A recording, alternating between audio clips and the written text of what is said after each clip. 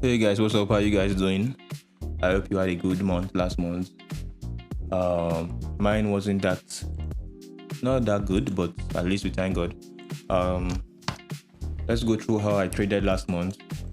I traded gold and Nasdaq last month, and in the beginning of last month, I had some issues with my business. I was working on my business offline, and I was trying to trade at the same time. So it caused me some kind of mistakes in terms of losses and some kind of missed trade. So I started trading with gold. I was looking at bullish continuations on gold, and missed the first trade. Second trade, I won that. I was looking at buying on the support zone. Then I lost two trades there.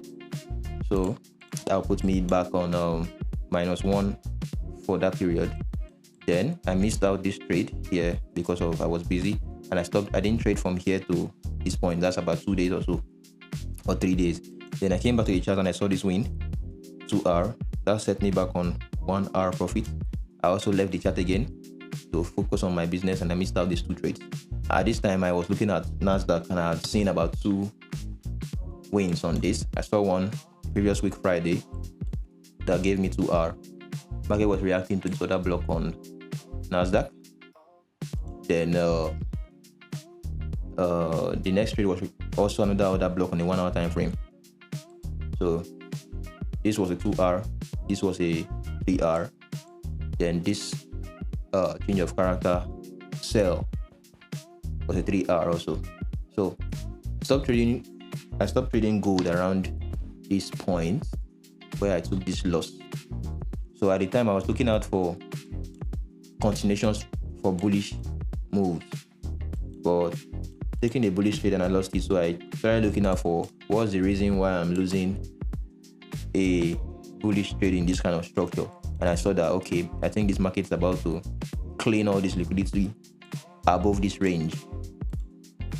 All the liquidity above this range, then keep dropping.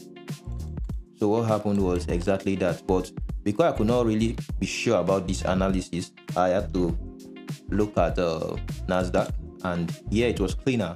I could see clean price action that I could capitalize off of. But moving on, I took very dirty trades on Nasdaq during this period. I think at the time I was not really with my phone, with my laptop, so I was analyzing from my phone. I'm not used to that, so I took 3 shitty losses here. Then moving on, I was trying to buy the market from this support zone to this zone, so I saw an entry signal, and I also lost that one. Now, I continued my bullish bias, and I saw one win. It was a 3-hour trade. Then I was waiting for this particular 1 hour order block trade. I came back home that particular day. This 15 o'clock you are seeing there is New York time. So basically Nigerian time it was somewhere around 9 o'clock or so. So I came back around that time. I took this trade. Then I had fallen asleep around this point. I think that was already when time was 4 a.m., 5 a.m. thereabout. I had set my alarm for this order block to trigger and let me know, but I didn't set the trade. Why? Because I like using confirmations to get into my trades. But when I woke up the next morning, I had seen that the market had triggered from that order block and dropped very hard.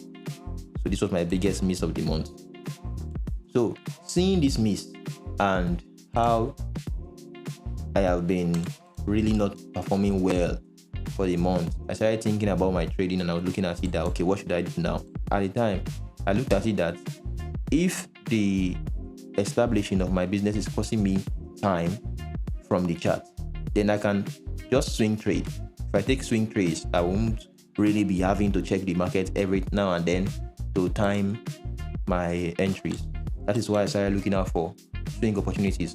So I saw this swing opportunity on Nasdaq where it has already cleared this support zone, then turned. At this point, it broke out of the support zone. Then I waited for it to turn this support to the resistance zone before I can take a sell from that from this resistance zone.